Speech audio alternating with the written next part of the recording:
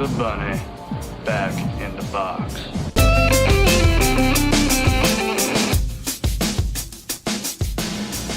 I don't want a lot from Nic Cage. There is just one thing I need. And I just need you to go raw dog. A pill or two or maybe three.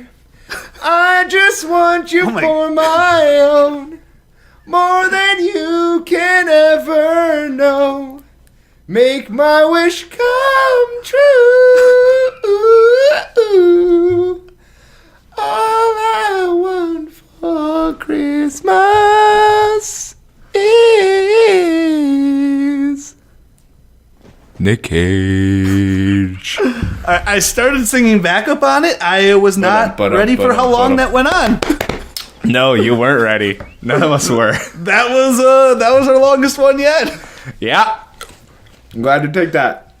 Glad to have that distinction. So you're doing the intro and you just pop grapes? Yeah, baby. Popping grapes. Are you going to introduce us? So, welcome everybody. This is Nic Cage. This is a podcast where we watch all of Nicolas Cage's films in an effort to determine whether or not he's actually a good actor. Because, truly, we don't really know. We are not familiar enough with his work. Enough. Yeah. My name is Brock, and alongside me is the ditty to my donkey, Kong that is, Brian Ambrosius. Hey, what's up? And this week we watched Nic Cage's film from 1991, Zandalee? That was an intro, man. It was quite an intro. You know how we're getting so not better at this. You know how we have tropes for Nic Cage? I feel like if people had tropes for us, one of yours would be that you like eat or drink while you're supposed to be talking.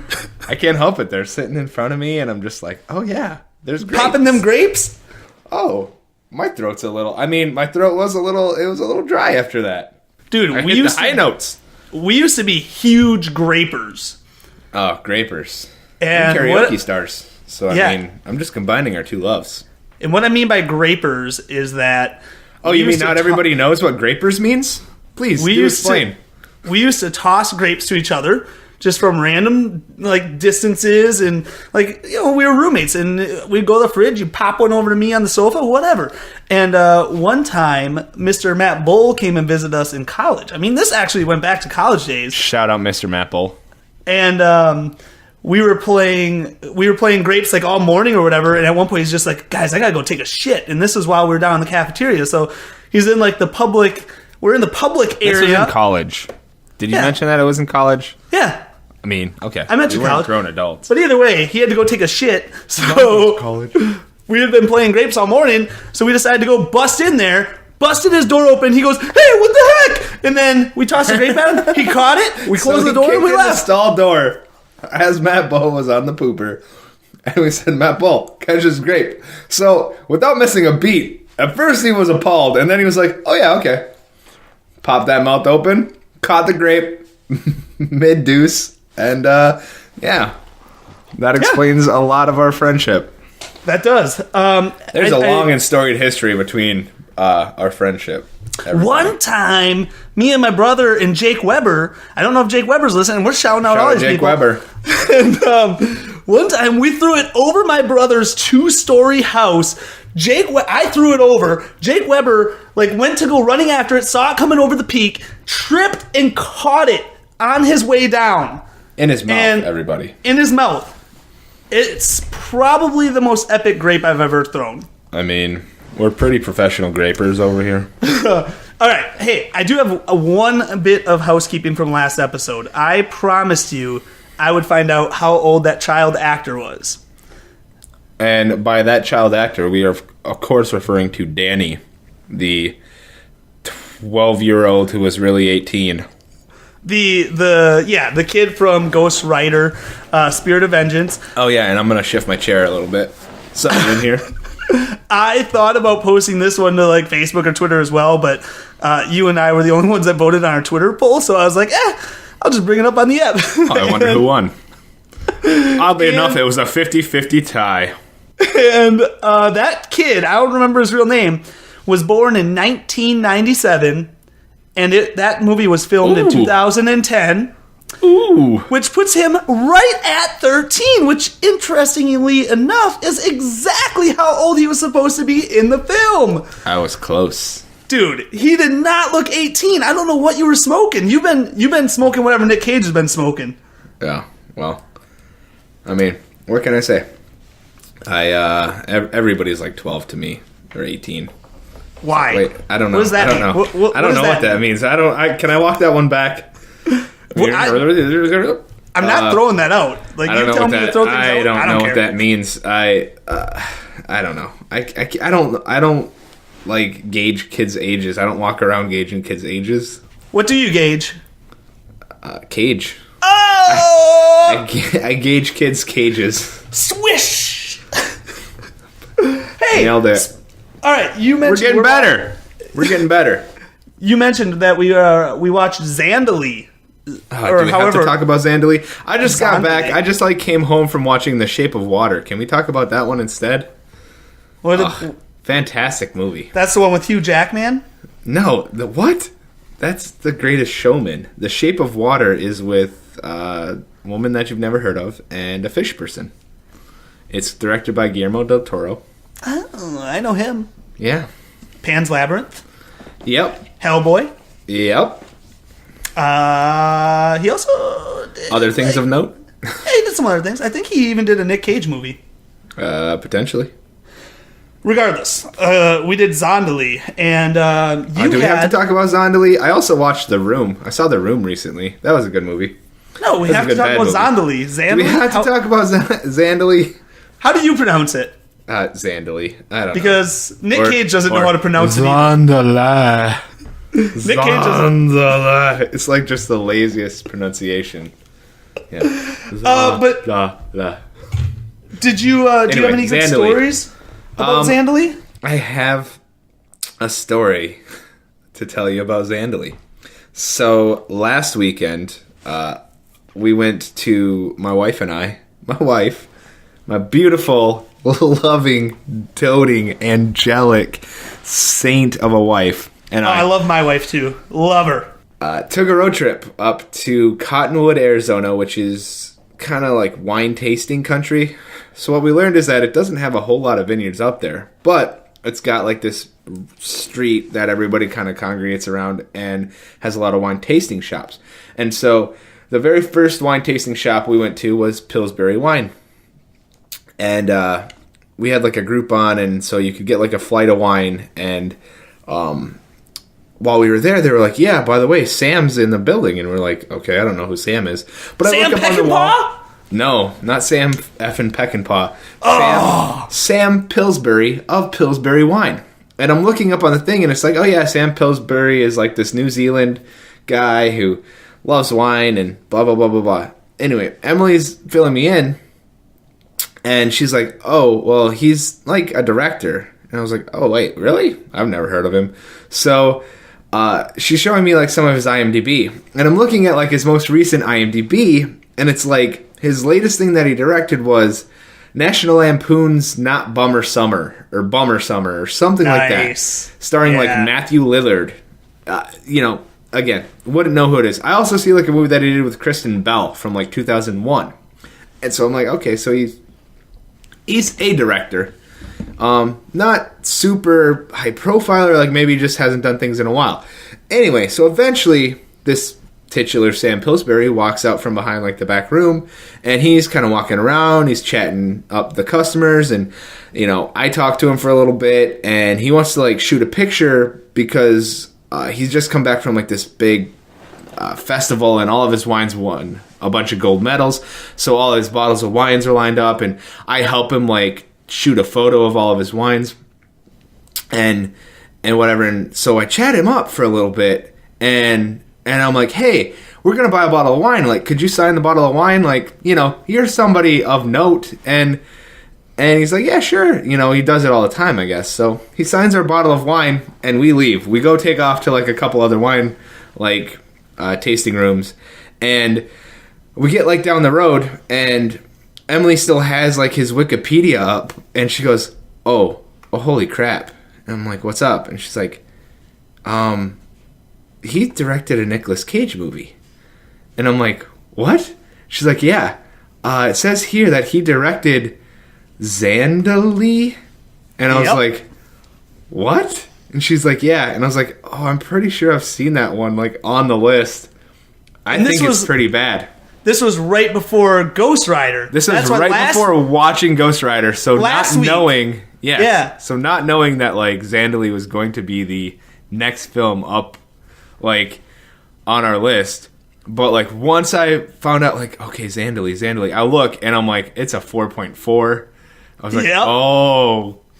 And Ghost Rider's a 4.4. Like, so this is literally, like, the next movie that we're going to watch. And so here I am thinking, like, okay, do I go back and, like, try to, like, interview him? Like, what do I ask him? You know, I let the opportunity slip through my fingers to talk with the director of the movie that we watched this week. You got nervous, right? Ask him about Nicolas Cage. Well, truly, like, we just never went back to that winery.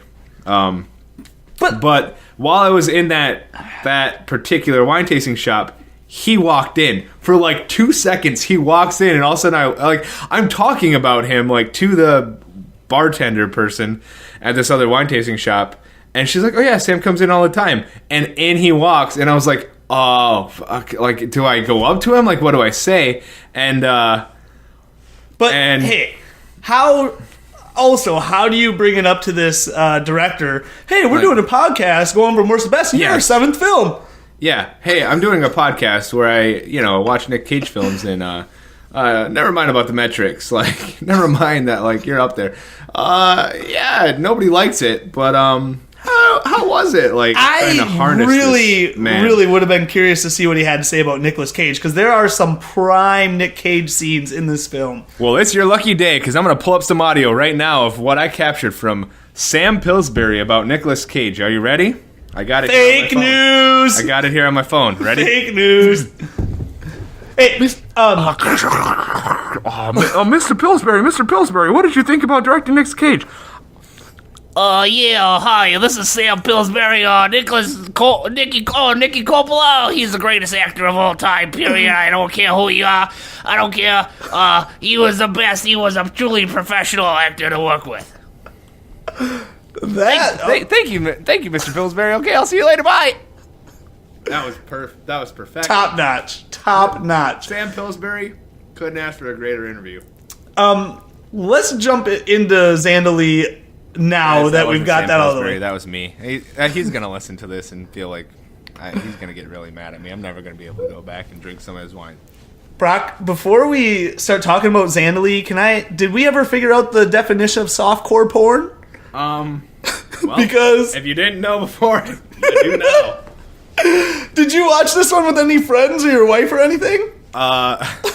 Okay, so there's another story for the setup of that. But before we get into this, I also want to take care of some housekeeping on my own.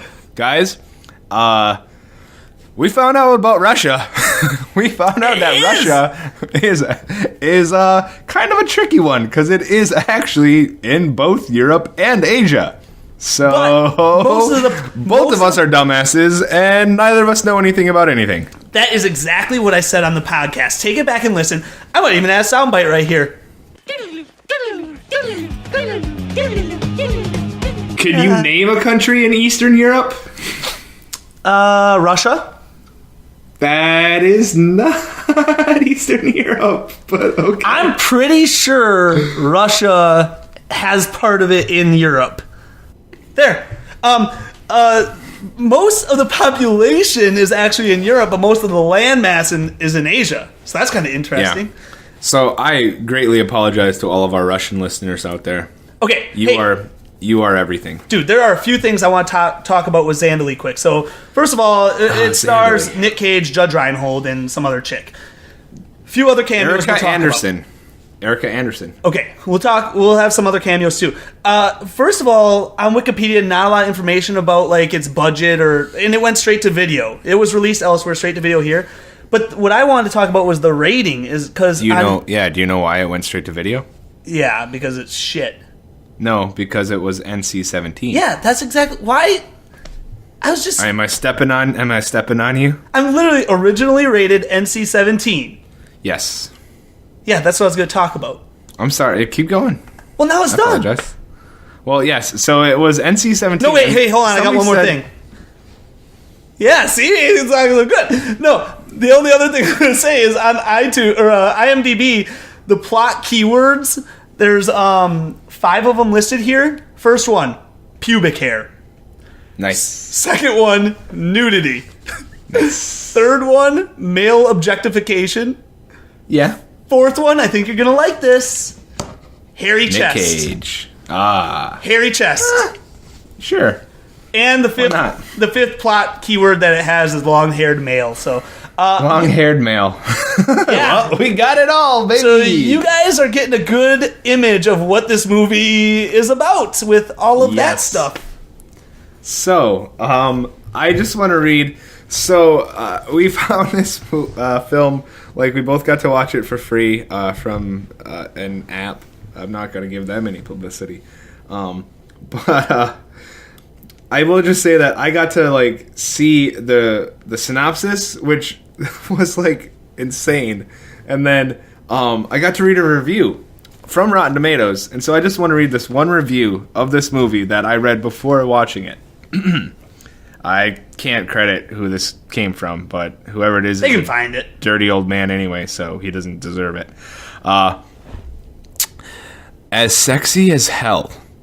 Possibly the best erotic drama since 9.5 weeks. Erica Anderson could melt frozen chocolate on a winter's day. Oh my. So, Erica Anderson is the female lead of this movie. But what is frozen chocolate? Because I've had hot like chocolate. Fudge bar. I've had like regular chocolate, but like, is frozen chocolate a thing? It's like a fudge bar thing. Like an ice cream treat? Yeah, sure. Why not? It doesn't take a whole lot to melt like ice cream on a winter's day. Anyway. Okay, and so then you watch this movie. Could she melt ice cream on a winter's day? It's 1991, man. I mean, like she was naked.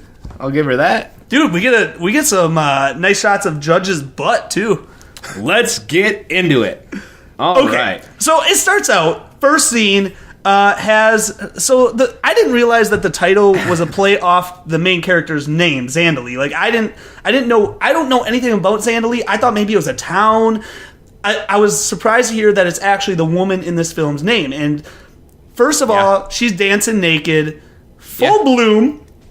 You got boobs and bush, everybody. Yeah, if this was knocked up, 30 seconds in for the time stampers out there. If this was knocked up, they're doing boobs and bush out there that are time stamped true. It's like 32 seconds and we got boobs and bush. We dancing around. We see Judge Reinhold. He's got a sweet mustache. Yes. 90s porn stash. Yeah, and this is set down in New Orleans. Yeah. And Judge is like reciting something. He's got a big thing coming, and then he throws on like a Russian hat. Judge is reciting something. He's got a big thing coming. Okay, so Judge is a poet. Judge Reinhold is a poet turned like businessman. Basically, he used to be a poet, but now he's got to like take over his father's business, or something. And yeah, and so then he puts on like a Russian what is hat. It's a weird, like it's a red hat with the gold thing down the middle. Is it Russian? So essentially you find out that like he was going to a bachelor party. That's what that scene was. Is that I don't know. It's like something for a stag party. Oh, I didn't even get to set the scene for this movie. So let me set the scene and let me set the table for this movie. So because we'd gone to Sam Pillsbury's wine company and I knew that one of Emily's friends, Charlotte, had previously been up to Cottonwood and previously hung out with Sam and all the folks up in like the wineries up there. I invited her over to drink Sam's like bottle of wine that he signed, have dinner with us, and watch this movie, not knowing what this movie was about. So she came over. I cooked us like fish. I cooked some risotto, some red pepper risotto, and we had like a cheese board. We got super fancy and adult with it. Oh, boy. And then we popped in Zandalee. And 32 seconds in, there's boobs and bush, and I'm like, whatever. Charlotte, I am sorry, kind of. You're not. Like, it's just like, we did bill it. Like, we did tell her. Like, by the time she showed up, I was like, oh yeah, by the way, this is an erotic thriller. And so I was watching this movie with my wife and with Charlotte, my wife's friend, and so so she's like, just it's a little uncomfortable, but. Yeah, like we're watching and they're really into Judge Reinhold. Did you guys like have less clothes on by the end of this film or something? Like, did you guys all start suck each other's toes or something? Like, no, it wasn't like that. Because I only watched it, but it was like a little weird that like we're watching a movie about like some sort of like threesome tryst, and I watched it this afternoon, Sunday afternoon, and I didn't know what it was about. And you texted me, you're like, it's kind of a weird movie to be watching on a Sunday afternoon. And I was like, dude, it's a weird movie to be watching anytime, unless maybe if you're horny. Like, maybe it's not a Sunday afternoon movie. So it literally is like it's a softcore, like erotic thriller. It's a little rough. Okay, whatever. Okay. Judge goes to this titty bar for like a bachelor party. Well, hey, no, there's one thing I want to talk about in between that scene in the strip club. Steve Buscemi pops up. Oh yeah, Steve Buscemi's in this movie as a garbage man. It's pronounced Buscemi. No, so I've been told. It is. I swear to God. Did Steve tell you that? Yes. Steve himself came up, and he's in this film. He's like third build, which is weird because he only has like 4 bit parts. But yeah, when I first saw him, I was just like, oh, that's weird. More about that later. I got a good Steve Buscemi theory. We get to the strip club. Guess who else is at the strip club? Mr. Cage himself. And this might be his best intro yet.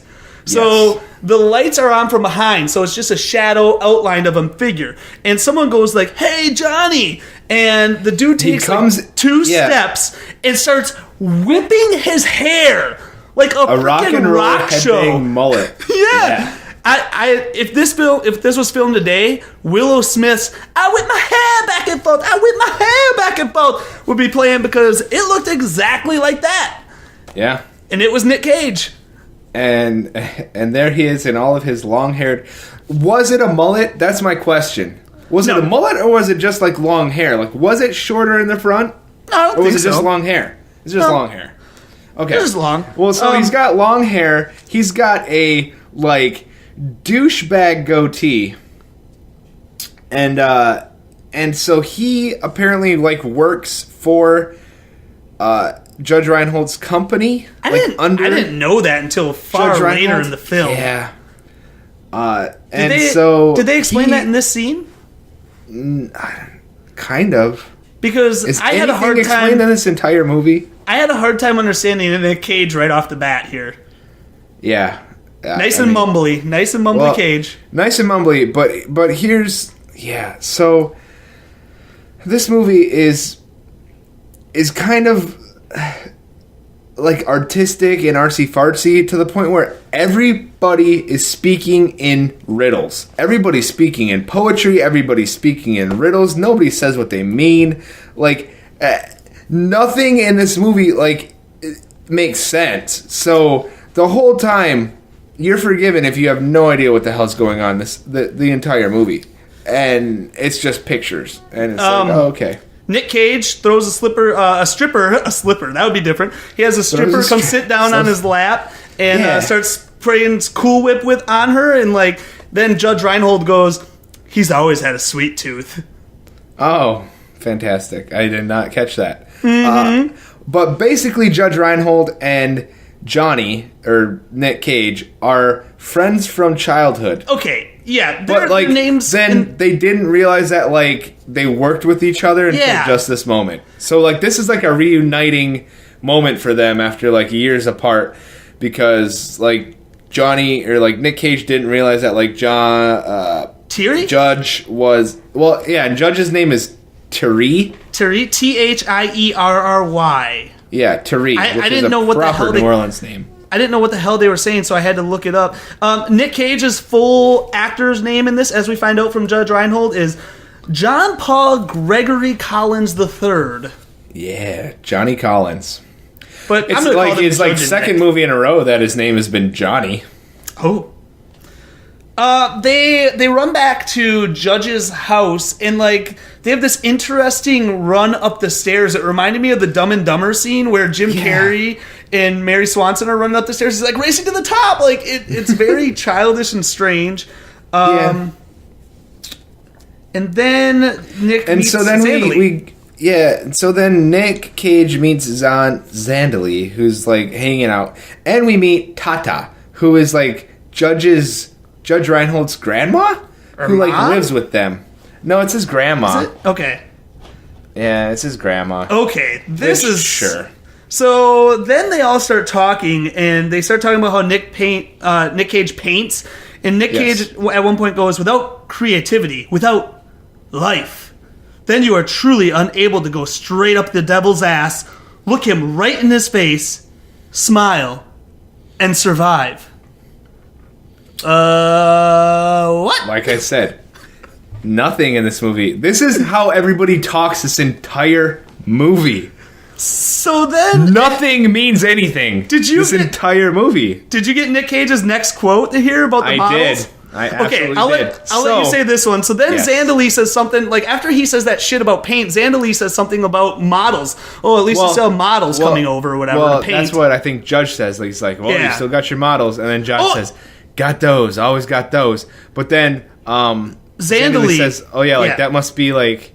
Well, that's quite the situation to have models come over and take their clothes off for you. To which Nic Cage says, Well, when you got that big red snatch is coming straight at your face at you like a freight train, it makes it hard to paint. yeah. I didn't get the rest of it. When you got that big red snatch, or when that big red snatch is coming right up against your face like a freight train, it's pretty hard to paint, I'll tell you what. Okay. So he's painting vaginas. I guess. Big red snatches. Big red vaginas. Vagines. Which, yeah, good for you, Nick. So, Nick is a painter. Terry, Judge Reinhold, was a poet. And, like, you read the synopsis of this, and it's all about how, like, Zandalee loved Judge Reinhold when he was a poet, but now she doesn't quite love him, and she's sex-starved now that he's a businessman. All right. Yeah, and then Nick decides he has to paint Judge Reinhold, and it is not a good-looking painting. Oh, yeah. So then, Nick says, like, hey, Judge, I want to paint you. And it's like, okay, that's weird. It looks But- really... It's almost literally shit. Because, like, it's got a poopy green color on there, and it's chunky, and it's not good. I mean, it's art, man. You just don't understand art, bro. You're not cultured. You need to, like, raise your tastes. So then, I think- Judge finds out that his radio station sells for, or whatever, his business sold for $50,000 I less. don't honestly, like, understand or care about that entire thread line. Okay. About Well, then- something with Judge selling his business. It doesn't matter. Yeah, It so he's- honestly does not matter. He's I will down say in the that dumps. and comes back Zandalee to works at a Zandalee. drag queen store. Mm-hmm. And this is where we get introduced to Joe Pantoliano. So Joe Pantoliano is like a famous actor. We call him Joey Pants in the business. So, Oh, God. so What, yeah. what do you mean in the business? In the biz, us in the biz. Wait, just a second. I got a clip from Sam Pillsbury. Oh, yeah, it's Joey Pants. Oh, yeah, we call him Joey Pants in the business. He's the best. Joey Pants and Nicky Coops in the same movie together. What are you talking about? It's magic. Thanks, Sam. Okay, well, I you just gotta put him go. down as Guy because I didn't catch his name. Ah, it's Joey Pants, dude. Joey Pants was the best part of this whole movie. I love Joey Pants. Joey Pants and Joe Zandalee. Pantoliano is like this drag queen that comes into Zandalee's store. She has like a dress store, but it's actually Tata's store. that Zandalee works at, and Joey Pants is like their only customer the entire time. It's fantastic. He like single-handedly keeps the store in business by buying dresses for them. So anyway, yeah, whatever. They go to this weird. but Joey Pants tells her that she needs some D. So like, and I think Tata tells her that she needs some D. So like, everybody in this movie is telling Zandalee like, you need to get boned because we can all tell that like you need some D. So Judge is disappointed about his business or whatever. Zandalee comes back from the weird like strip club place, and they start. She's being really aggressive. What do you mean weird strip club place? That's not the kind of clubs that you go to. What? You don't go to clubs where people just like simulate sex like right in front of you? Yeah, it was really weird. Bro, you've been to New Orleans. That's just how it is, baby. Strip club? When we went to New Let's Orleans, tell them about our strip clubs in New Orleans. We probably went to 8 strip clubs and didn't stay in any of them longer than 2 minutes because we just couldn't find a good one. 6 of them were accidental, everybody. Like, 6 of them we just walked in and we're like, oh, this one's a strip club too? Like, oh, man. Like, we just wanted a drink. And we would just walk in and there would be, like, girls and we'd be like, oh, gross. I mean, look, ladies, we appreciate your talent and whatnot, but it just wasn't like our scene. We just weren't really feeling it at the time. The New Orleans strip clubs, particular type of entertainment. We're more of the small time Wisconsin strip clubs. You're just gonna dig yourself a hole. Well, that's yeah. So no, it wasn't like our scene at the time, and yeah. So all right. All I want to say is when Zandalee gets back, she's really aggressive, and at one point she like turns on her hands and knees to like go doggy style and says like, "Go on, do it," and like do it. I took that as like to which she's point asking for anal. Judge Reinhold, is like, no, absolutely not. So yeah, so I have a note here that's like, is she talking about butt stuff? Because then after that she goes, all right. I just thought we'd try it is all. Be explorers. I thought we could be explorers. Yeah, so we arguing about butt stuff here? I think she's doing butt stuff. Hey, if you thought it's butt stuff, I think it's butt stuff. So then they see a lizard. That was so weird. Why? He picks it up off the floor. Probably just because a lizard came on the set. But I just wanted Judge Reinhold to pick up that lizard and go, you know where this lizard's going? Inside that butt. Like... Because she throws a book, and he goes, what? And she goes, lizard. And I was like, what the hell is she talking about? No, he picks up an actual lizard off the floor. This is a sex scene, guys. This is what this movie treats as a sex scene. She is naked 60% of the film. You can see her nipples 60% of this film while she's on screen. Mm-hmm. Then we get another shot of Steve Buscemi running through the streets with his stolen TV. So the thing is, like, Zandalee is constantly going for a run. So every time she goes for a run, that's because, like, she's sexually frustrated or something, I guess. I don't know. But, like, she only has one running outfit. She goes for a run, like, 6 times in this movie. But she only has the same running outfit every single time. My theory is that they literally shot, like, one running scene and then just, like, cut it up into 6 parts. Hey, do we make it clear that Judge and Zandalee are husband and wife? Like, that's pretty clear at this point, right? I don't think we've said it yet, but they're husband and wife. Judge and Zandalee are married. Sorry, guys. Because that plays a big part in what's coming up next. Because now Nic Cage comes back over, is finished with the painting, and while Judge is trying to figure out where to, like, hang it, Nick comes and kisses Zandalee, like, very forcefully. Apropos of nothing. Like, was not asked. Nope. But he can probably sense that she needs a D too, because everybody else can. So then Zandalee's going down the street again, and it's raining, because apparently it's always fucking raining in New Orleans. Like, every day in this movie it's raining. Yes. And some homeless guy was trying to get money from her or whatever, so then Nic Cage he's there, and he goes, spare a quarter for an old altar boy, baby? Yeah. He's Nic Caging again. He's up to his old tricks. He pulls her off to the side and, like, is trying to, like, have sex with her there in the streets and says, I want to shake you naked and eat you alive, Zandalee. Yes, that and is... Brock. So that is, like, that's, like, the most famous quote from this movie. He's raping her. I mean... Both of these times, she did not want this. He literally, like... tucked her into a corner, and she clearly did not want any of this stuff. But Isn't this the time where he says, like, I like it when you wear nothing underneath, and then she takes off her underwear? Is that also this part? Is it? No, that's a little later. Time? Yeah, because this is super problematic. You pointed, one of the things from this movie was, like, male objectification. Yeah. It's a very problematic movie, guys. Oh my god, this movie. That's why I'm eating so many grapes, because this movie's really grapey, guys. There's a lot of grape scenes, and I don't mean to trivialize it. It's super problematic. It's super uncomfortable, and like there's a lot of like triggering like scenes in this movie. So Brock, here's what happens: is that Judge Reinhold goes out and eats with the buyer, and it's really weird. The guy says like, "Do you like to hunt?" Really weird. But then it cuts back to Nic Cage and Zandalee kissing in the rain, and that's where Nic Cage goes, you want it, I want to give it, it's a perfect relationship. And then that's when he says, you know what I like, nothing, when you don't have anything underneath or whatever, and that's where she slips off her underwear.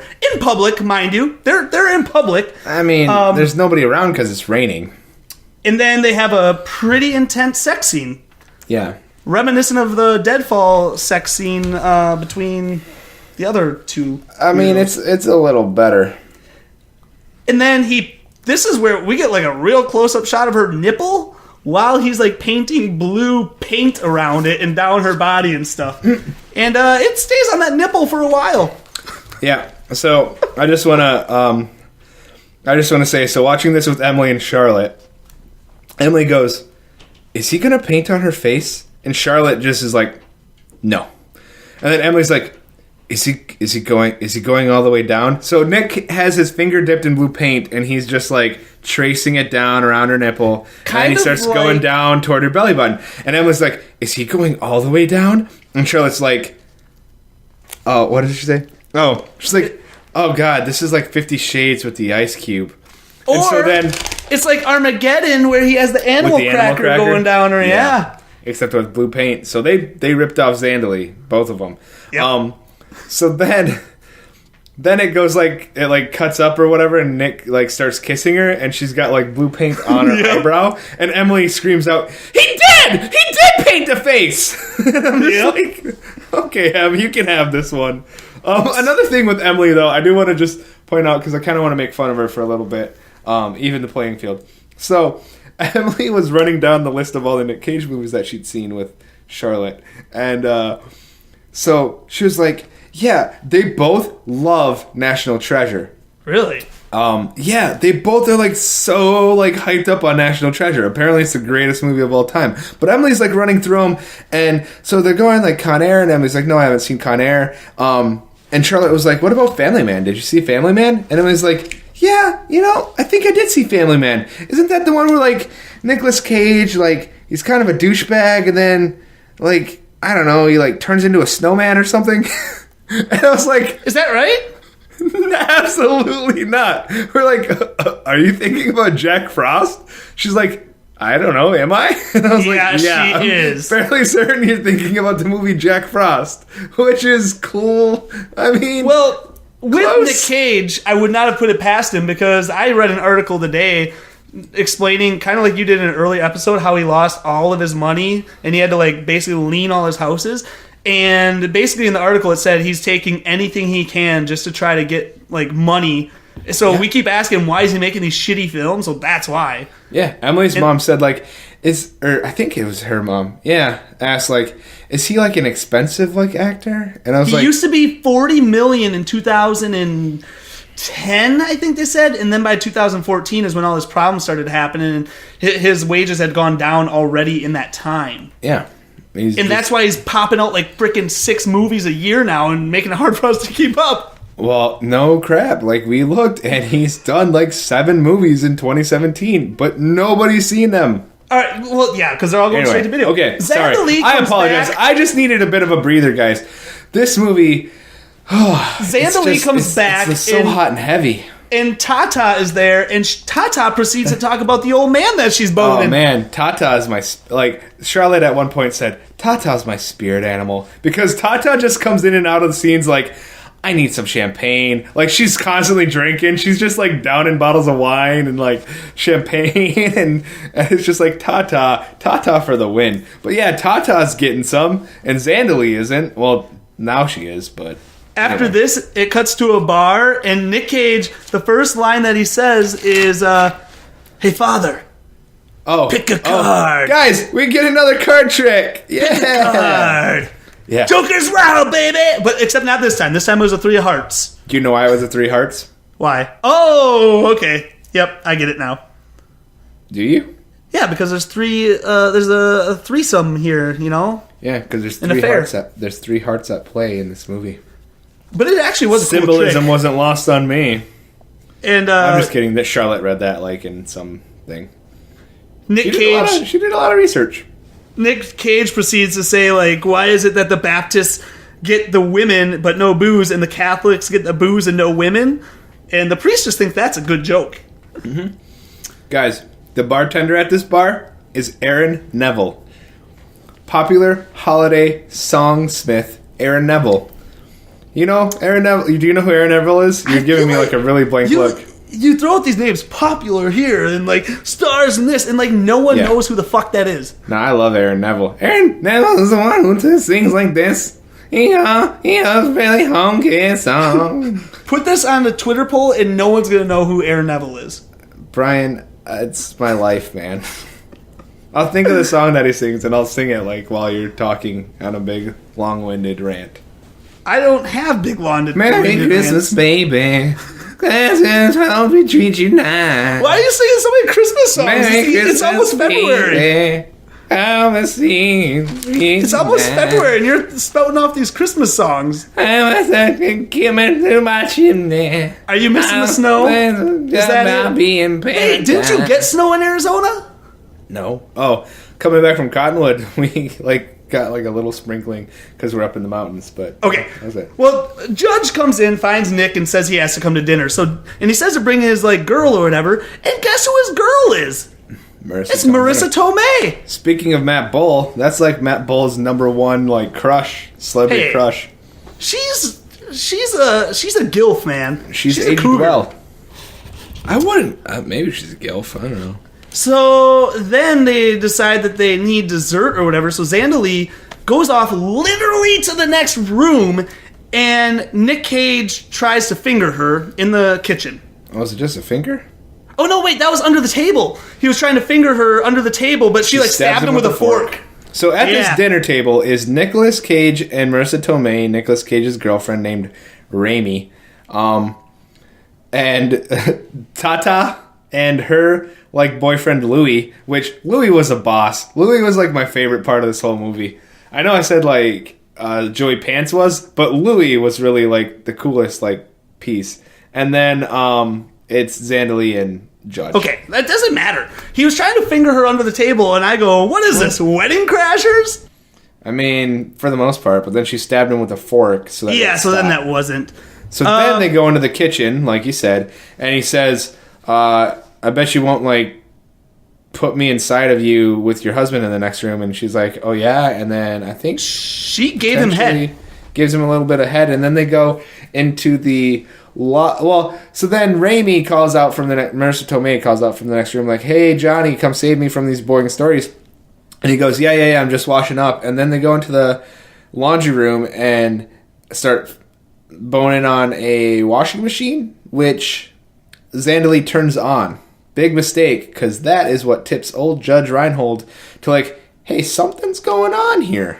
And there I put, what is this? Step Brothers? Because when John C. Reilly is banging that girl and they like accidentally bust in the kitchen and they're still banging, like he's still inside her. And I was like, what is going on here, man? They're like next door. Why are they boning? This movie is not every other movie, but okay. Yeah, Brian, people have sex in movies. It's a So trope. then Zan's running again, and Nic Cage like kidnaps her. And at which point I'm just like, how the hell is he always where she is? To which she says, "Is this that part where she goes like, how do you know where I'm at or whatever?" And he just like, I know. I know everything about you. Yeah, that's what happened.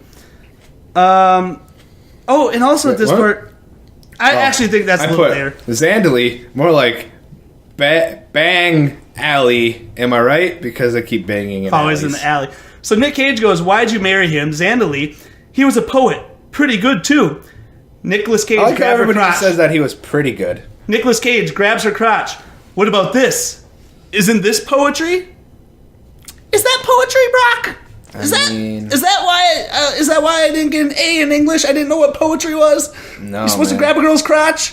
I mean, you could have tried it with Mrs. Mikowski. Hey now. But Mr. Mikowski might have taken umbrage with it. Professor Umbridge. What? What? No, I'm not gonna let you have that one like you earned it. Okay, now, like, some other shit happens, and... what else Okay, should we so do? now we're at the part of the podcast where Brian gets bored and doesn't want to talk about, like, the actual important parts. So There are no more important parts, really, until she goes back to her shop and, like, basically needs a nooner. So at one point, like, there's a quote. Yeah, this gets, like, really racist. I don't know if it's racist or if this was just, like, a weird term. Like, I did not write it down because I don't feel comfortable saying it. Okay, we won't get into it. There's a quote from Nick. There's a quote from Nic Cage though, that like, she says, "What was it?" Nic Cage racist, is trying dude? to convince. I don't know. It's a racist term now, but maybe in '91 it wasn't. Well, and it might just be like some New Orleans slang that we don't know. Anyway, Nic Cage is trying to tell Zandalee. He pronounces it like Zandalee. He pronounces and it gets like it worse like every three single ways. time. Every single time he's like Zandalee, Zandalee. And it like gets lazier every single time. Anyway, so he's trying to tell her to leave him, and she says, "I can't leave him. That would kill him." And he goes, "Let me tell you something about people. People die. People die. Everybody dies. So leave him. People die. People die. Everybody dies. So leave him." I mean, can't argue with that logic. Good logic, Nick. A few things happen, but so that takes place Zandalee in comes church. home, and there's like some crumpled up poems that Judge had been trying to write, so he's trying to get back to writing. But then it cuts back to the shop, and Zandalee, like, basically she says she needs a nooner. Like, it's lunchtime, and she basically tells the gay guy, like, "Hey, I need to go get some." So she heads to Nic Cage's apartment, and he's not there. And all of a sudden, voicemails are coming in from Marissa Tomei, like, talking about how she wants him or whatever. And for some reason, that really pisses her off, even though she's a married woman. And she proceeds to, like, destroy his apartment. Oh, yeah, including, like, throwing paint on his bed, which I said at the moment, I was like, he's probably going to come home and be like, "Hey, really avant-garde stuff that you did here. I dig it." And, like, sleep in the paint anyway. Which he does. At the same time, Nic Cage is at Judge's office sharing lunch, and, like, Judge got him lunch and throws in this brown bag. Nic Cage is eating a peach and goes, "Oh, thanks. You want half my peach?" You want to share my peach? What? Nick, get out of here, Nick. Yeah, could you be a little more heavy-handed and obvious? But, okay. We'll let it go. We start to figure out Judge for sure knows that Nick and Zandalee are banging at this point. Yeah, Judge says something like, "I think Zandalee's cheating on me," and then Nick says, "Oh no, do you know who it is?" And he says, "I don't know, for all I know, it could be you." Anyway. Now...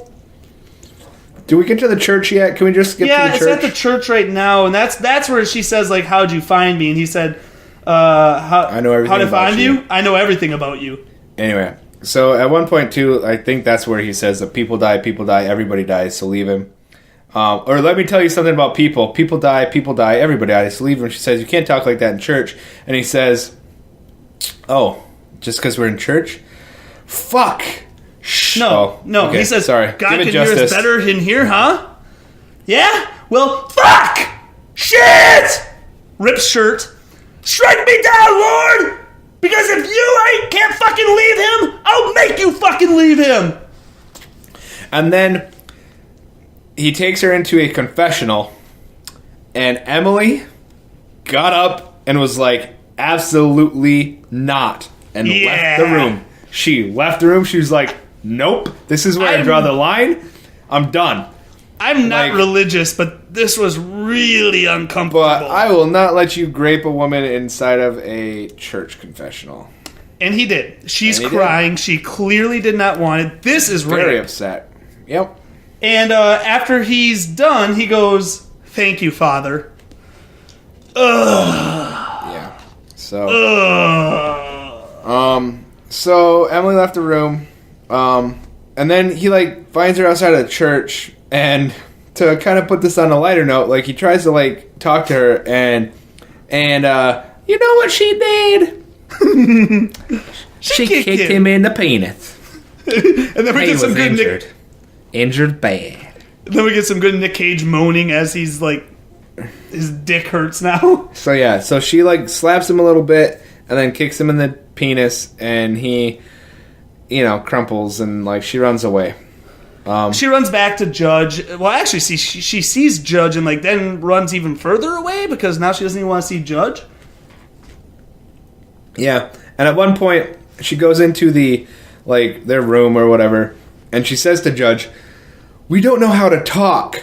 And I was like, "Thank you! Finally somebody says it. Nobody knows how to talk in this entire movie. It's all riddles. It's all like fucking waxing philosophical. Nobody is like speaking English. We don't know how to talk. And we don't know how to fuck." And she really put the emphasis on fuck.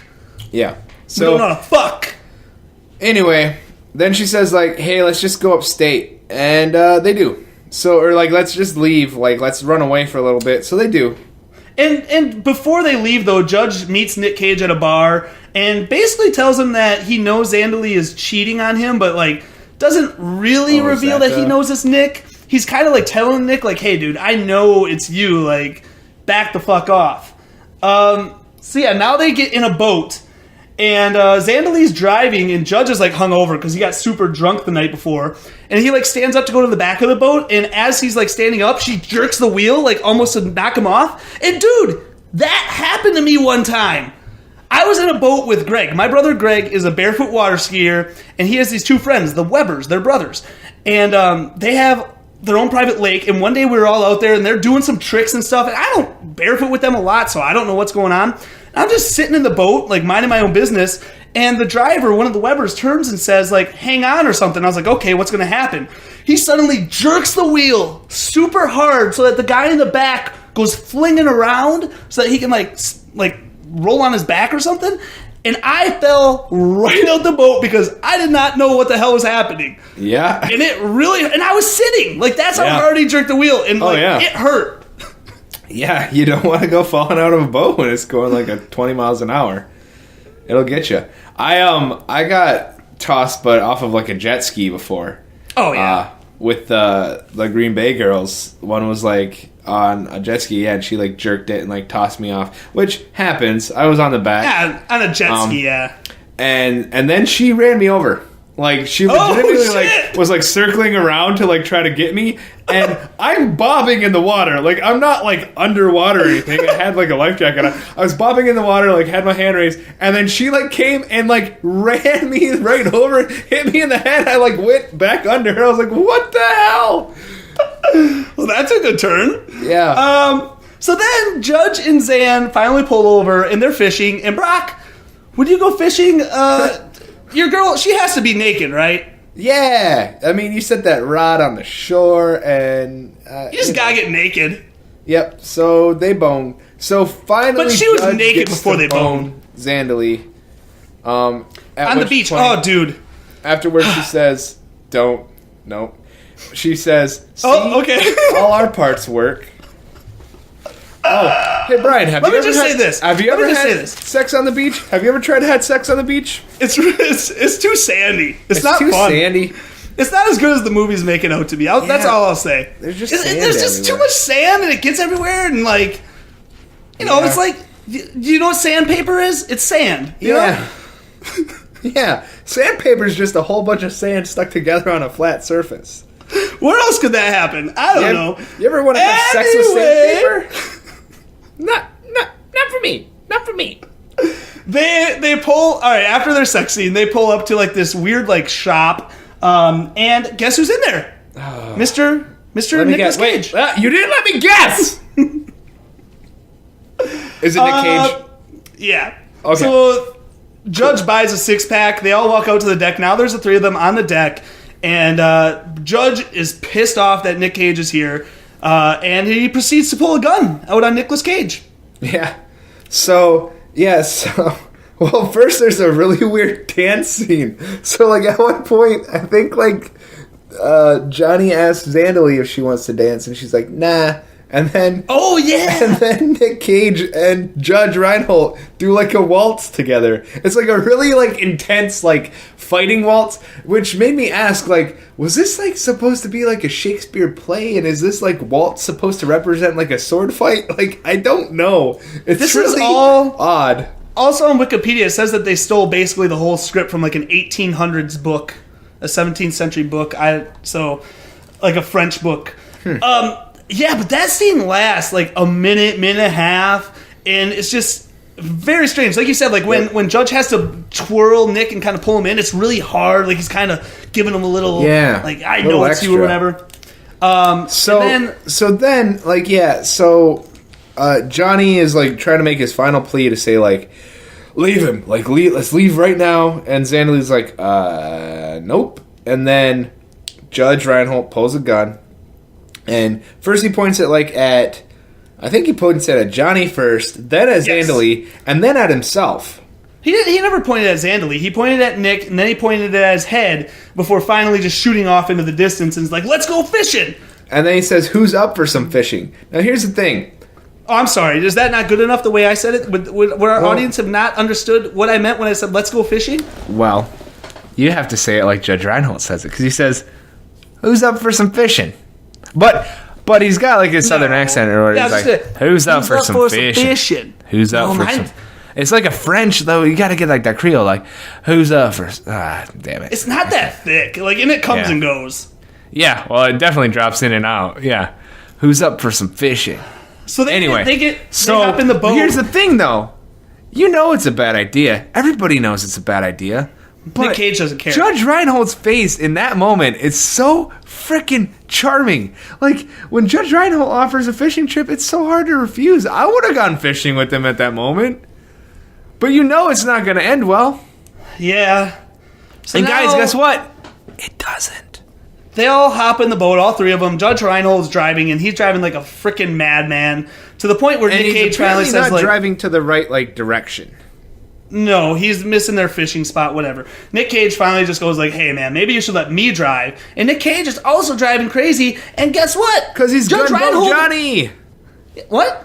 I don't know. At one point, Judge Reinhold says, yeah, this is Gunboat Johnny, everybody. Oh, yeah. And, which was funny, because not only was he gunning the engine, but then Judge Reinhold starts shooting his gun, and I was like, it is a gunboat! I get it!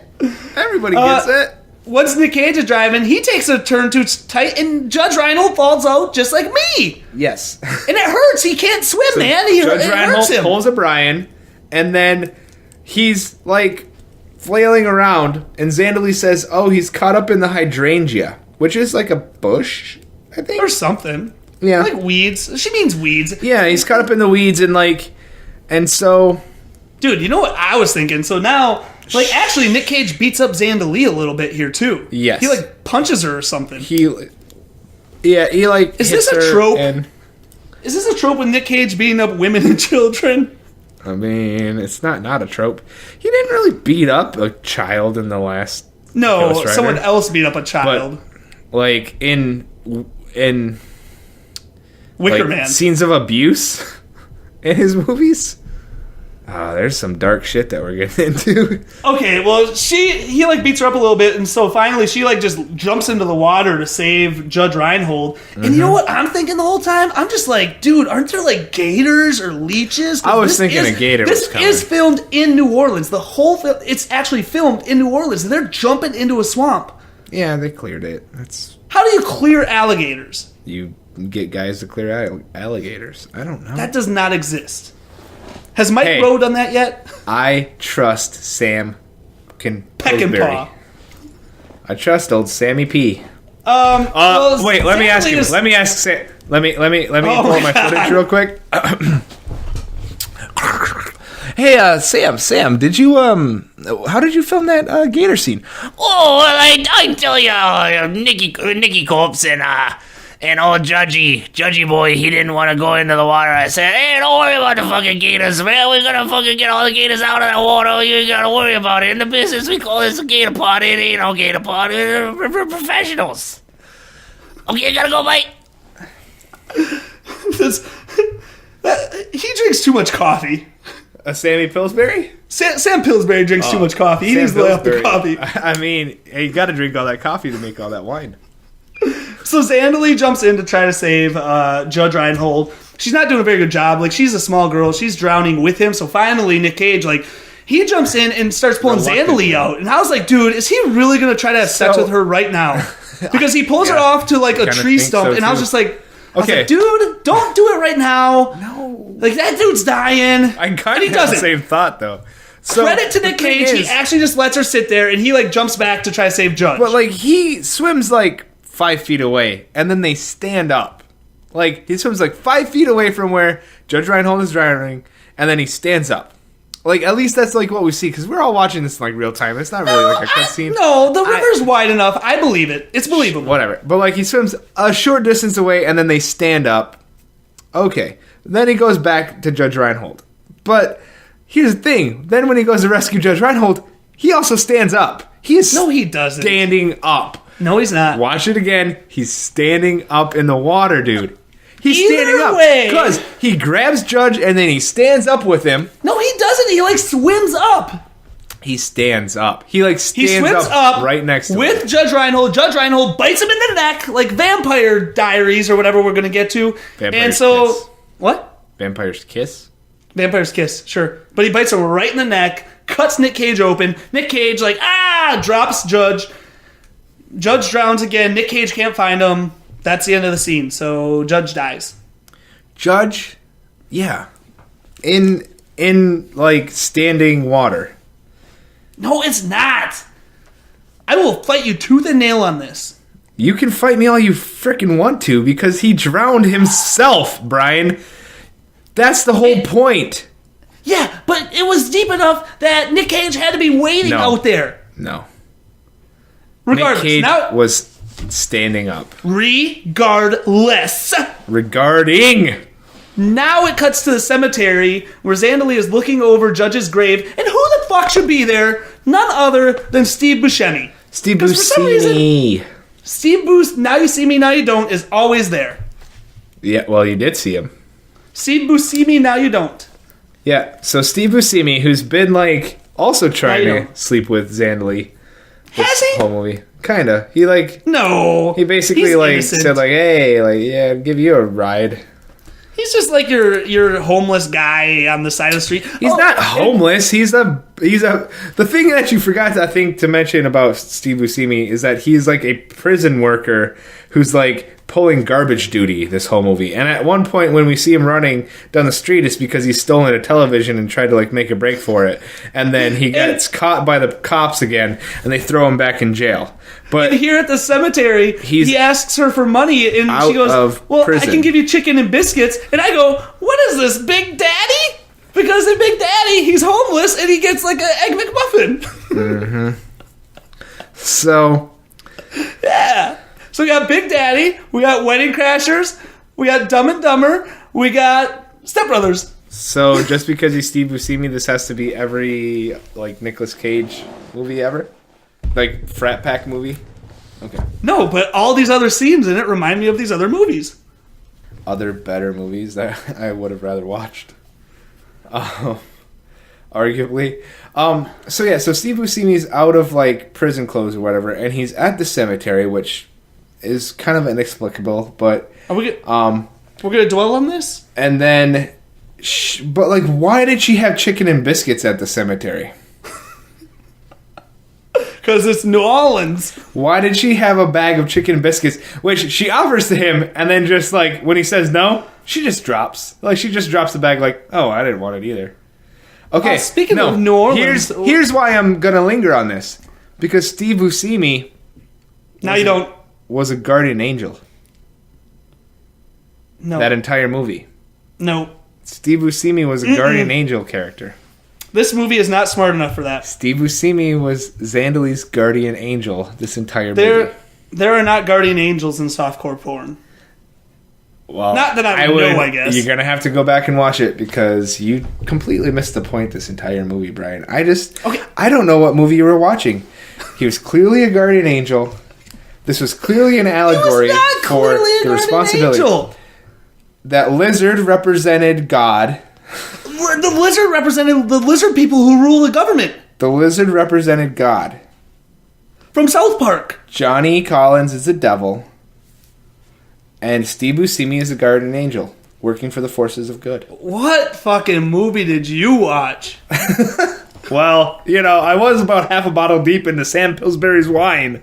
So, anyway, all right, and now, we cut back to some scenes with Zandalee. She's very upset. There's weird shadows behind a blanket, just her muttering, I'm fine, I'm fine. Then it cuts to Nic Cage, who's now painting. This is my Pete Cage moment. Painting shirtless, by the way. Painting shirtless and sniffing the paint now. No He's taco also meat sniffing this time. We got the whole enchilada, baby. And no pill popping, but he is sniffing the paint. And he shows a guy some new paintings, like a guy that he met earlier who wants to buy his paintings, and he only likes a single old painting. He doesn't like any of his new work. It's like Picasso's Blue Period. It's very dark, very bad. So after the guy leaves... Do you know what one painting he liked? Of Judge. Yeah, the portrait of Judge. Yeah. So after the guy leaves... So it wasn't shitty, Brian.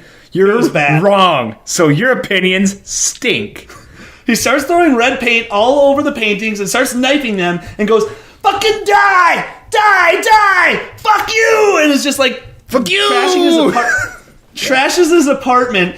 Proceeds to go buy a can of black paint and just frickin' pours it on him. Covers his whole face, whole body. He looks like he got tarred. Like getting ready to get tarred and feathered. He is covered head to toe. That had to do some damage. I thought it was fantastic. And he's yelling incoherently, fuck it all, and blah, blah, No, he says blah. black it out.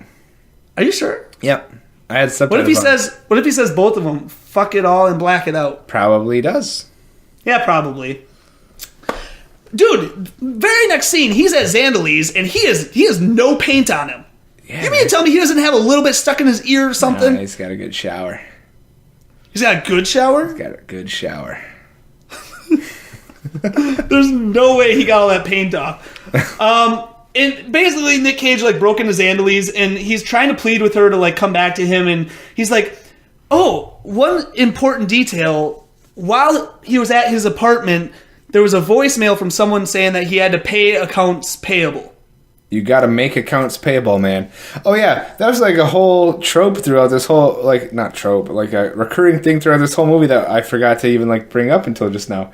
Every time, so this is 91 New Orleans, and people really like drugs, and Johnny really likes drugs, and so yeah, he's constantly saying hey, once I sell a painting, I'll be able to pay people back for all the drugs that I do, and so yeah, he's in under some money, owes money to some people for some drugs, and so that's what the voicemail of you need to make accounts payable means. But one thing that I want to point out too is that every time somebody needs to make a drug deal in this movie, they have to sit down. They always walk up to a spot, sit down, and have the most obvious handoff ever. It's like a secret handshake. Here you go. Here's the drugs. Okay, here's the money. And then it's okay, we're going to stand up now and then both walk away. Bye. And Nic Cage does it in front of a priest at one point. The priest doesn't. Yes, he doesn't at even the bar. He doesn't give a care, as you would say. He doesn't give a care, bro. He doesn't even give a care. Not even a little care. Okay, so now cut back. We're still in Zandalee's apartment with Nic Cage, and he's like, when I go into the kitchen to make toast, I smell your skin, which is oddly specific. Can't it be your perfume? Why does it have to be when you're making toast it smells like her skin? That just...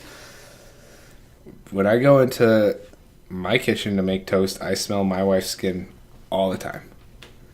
Because Constantly. bread burning, bread, when you make toast, it's literally bread burning. Yes. Smells like your wife's skin. Absolutely. Okay. Do you not sniff your wife like closely enough? What's wrong with you? I guess. I don't know. I have real questions about you, man. I just feel like you're missing this whole point of this whole movie. What? Okay, tell me what you think that line means. Then, what does that mean? Well, clearly it. So the toast represents her virginity, and when She was not a virgin. I can't even keep going. It's just too much. Okay, stop. It's too. So I'm gonna pull a muscle by stretching this much. After that, Zandalee starts to beat him up, and then they have sex. Yeah, yeah. Of course they do. To which point, I just want to say that when she was like striking, like slapping him, Emily was like, "That's not how you hit somebody." And I'm What like, movie is that like? "Good job, Emily." What movie do they like catfight in like that? I don't know, Brian. Come on, let's think Other of one quick. movies, just like other movies. So as they're having sex, she accidentally calls Nic Cage Theory or whatever. What's the guy's name? Theory? I don't know. Tari. And that like just kind of make Nic Cage like it takes him out of the mood, so he pulls out and they. Well, yeah. She grabs like a trench coat from her closet. I think it was Judge's It's not trench a coat. trench coat. It's a like white like Oxford like button-up shirt. But it is as long as a trench coat. So here's the thing. I mean, like, Is that Judge's? I mean, yeah, it's Judge's shirt. Like, I mean, I like my shirts like a little longer. I'm a tall guy. I'm 6'4", so I like my shirts a little longer so that I can tuck them in, so that they don't like come up and show my little belly. But what the fuck was that? I thought it was a trench coat. Like I told you, my video was being real shitty towards the end there. So like I thought it was a trench coat, and like I saw her in the closet for a second. I was writing a note, and the next thing I knew she was done. I was like, oh. Guys, this was just like a business like white shirt that like Judge Reinhold would wear, and it went down to her ankles. All right, she walks out into the street. Nic Cage follows. We see a guy in a blue Mustang or something, some car, and he's got a cool mustache, and he sees Nick and is like calling to him. Was that Paul Rudd? Was that Paul Rudd? Kind of looked like Paul Rudd. Yep, that was Paul Rudd. It looked like Paul Rudd. And he yells, "You gotta pay accounts payable, man! You gotta make accounts payable, man!" And so he points a gun at Nic Cage. Zandalee, like, gets this close up of her, like, eyes open, and is just like, "Oh no, I gotta save him." She's gonna jump in front of him to stop the bullet. She doesn't jump in front of him though. She like just runs straight forward. No, this guy has terrible aim. If he shot Zandalee, if he was really aiming at Nic Cage and shot Zandalee when she was supposed to be jumping in front of the bullet, she did not jump in front of the bullet. He just shot Zandalee for no reason. I mean, she started running forward. God, this guy could have easily shot Nic Cage. You know, it's kind of like when we used to play beer pong together, and like you have really bad depth perception, so I knew that anytime I was going against you and you had to like try to shoot at the thing, if I just like moved like out of the way and I like caught your attention, you would like slightly shoot the ball over toward me because like I was the movement. So maybe that's what happened with him, is that like because Zandalee moved, like the gun just kind of slightly like went more towards Zandalee instead of Nic Cage. Anyway, guys, what we're trying to say here is that Zandalee gets shot. How can I argue with that? That reasoning. He picks her up. They're in front of the church, and the movie ends. Why I bring it up. The movie ends. So no, well, first Joey Pants runs out. Joey Pants runs out into the street because Joey Pants and Tatas and Tatas is out there too. Yeah, and his like end line is just like, oh no, like this is his best friend in like the entire world, and Joey Pants is like mildly disappointed that this happened and that she's like dying. All right, Brock, what was your Pete Cage? One storyline that never gets resolved is that Tatas like sees some ants in her store and then leaves really upset to go get some ant spray, and that's never resolved. Does she ever get the ant spray? Zandalee like goes and like pushes them out with her finger. It's like, there's no point to that, but I was just really curious of like, oh man, I really hope Tata like cures those ants, because that's how we're gonna get ants. What's your Pete Cage? Pete Cage? It's got to be that scene with the paint, right? I mean, black it out, black it out. Fuck you! Black it all out! Black it all fucking... I just... Black it out! Black it out! Black it out! Black it all out!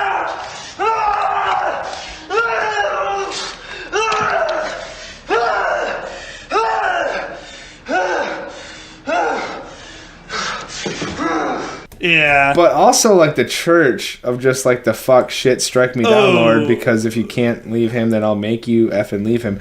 But that's so uncomfortable that, like, I don't even want to revisit it. I hated that scene. Yeah, so I'll just go black it out, die. I mean, Fuck you! He does rip his shirt open in the church, which is completely unnecessary, which was kind of... But he doesn't that's even Nic Cage. have a shirt when he's doing the paint scene. Yeah, that's Nic Cage, like, taking it over the top, though, and just being like, oh, I'm going to rip my shirt open here. Yeah, which is He unnecessary. does... You know what I think happens with him is he, like... I don't know if he forgets his line or whatever, but he'll often repeat the line of the person in front of him. Yes. Like, repeat it back to them? Yeah. Yes. All the time. Yes. It happened once in this movie. I pointed it out earlier, but yeah, he does that a lot. It happened in, like, Deadfall all the time, too. Every line in Deadfall. Connor, the guy I told you about last time, our, like, number one fan, he watched Deadfall. Behind your mom. Well, they're tied. Maybe. Does your mom still listen? No. Oh, Probably that's sad. not. She doesn't know but how, he watched, so unless, like, my sister or somebody downloads a podcast for her, like, she won't. He watched Deadfall and said it was the worst movie ever. And I told him, I was like, dude, we told people to watch, like, the 6 or 30-minute clips on YouTube for a reason. Yeah. I explained Deadfall to Charlotte, and she was like, oh, and I was like, we watched the 6-minute, 57-second clip of just Nic Cage, and she was fascinated. She loved it. Absolutely loved it.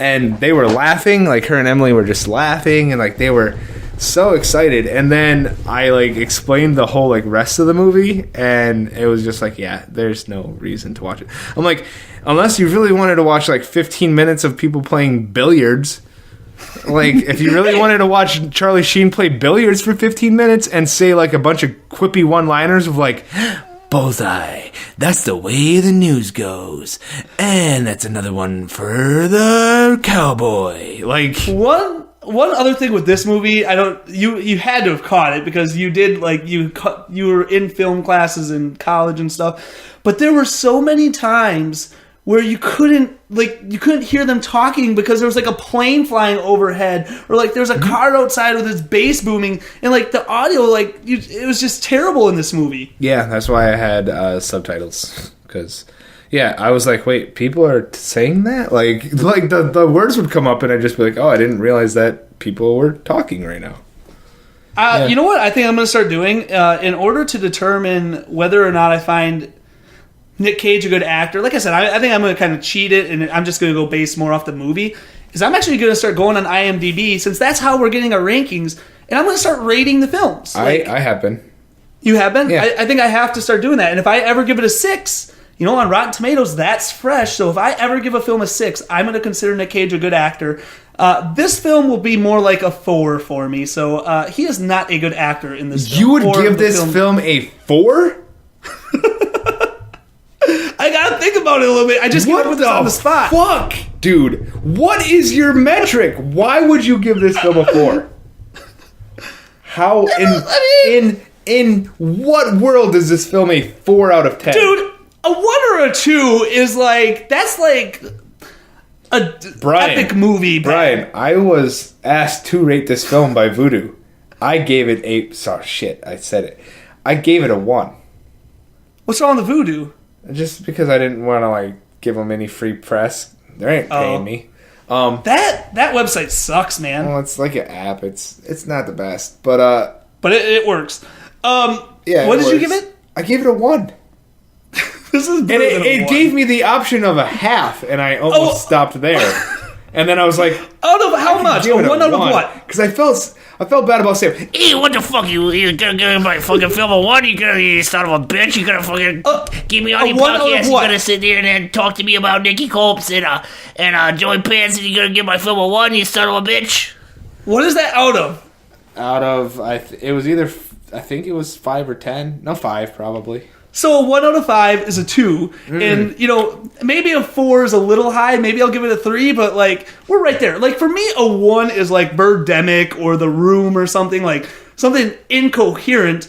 A 2 is going to be more like the epic movies. Like, I think the lowest I can go on these, because the thing about all these movies so far is that they have felt like movies for the most part. So, like, at the lowest I'd give any of these so far is like a 3. I mean, I would give Ghost Rider like a 4.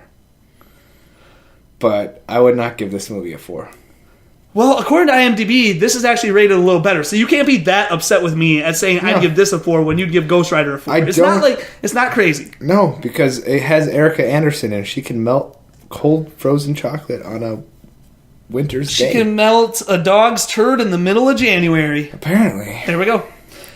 Next up, we have Dying of the Light. We got a lot of housekeeping to do, buddy. I know. Nic Cage tropes. What were they? Sunglasses. Hair. Did he wear sunglasses during this movie? I don't think so. No. Didn't wear any sunglasses because you can't block those baby blues and that douchebag goatee that he was rocking the whole time. It would have just wigs, man, ruined his whole vibe. He did not raw dog any pills. He still did drugs. He did drugs and he snorted some cocaine and some paint, but I don't believe he raw dogged any pills. No. There were no flashbacks in this movie. No, a lot of screaming. That's going to be in every. A lot of yelling and mumbling. Mumbling, yep. We did get the taco meat, and we, like I said, at one point he had the shirt fully off, so we got the whole enchilada, baby. And then he did not die. So as far as we know, out of everybody, Nicolas Cage did not die. Almost. He got so close at the end. I was really rooting for it too. Next up. Dying of the Light. Dying of the Light. 2014, this is our last 4.4. I think Zandalee was a 4.4 as well. Mm-hmm. After this, we're going to be jumping up to 4.6. We're getting up there, so Dying of the Light will be next. Again, I have no idea what this one's about. I'm not going to look into it. I just want to... Don't tell me. I do. All right, here, I'm going to take my headphones off. Tell everyone else. It's a battle between good and evil. My headphones are off. It's an allegory between the devil and God. And it takes part on an evil playing field, which is Earth. And Brian isn't listening right now, so I can say anything I want about him. Okay, and with that, follow us on Twitter and Instagram, We Gauge Cage Pod. Keep reviewing us on iTunes. We finally have enough that our ratings are showing up, so keep doing that. Yay. Android listeners, sorry, I don't think there's any way to do it. And Android listeners, else? it's not us, it's you. It's Google Play Music. We're on there, but it's not a healthy relationship of an app. It's not very just clunky. It's not just with podcasts. I sell hearing aids, and we have apps on the phones for our hearing aids now, and it works infinitely better with iPhones than Androids. It's something with the Android technology. So, sorry guys.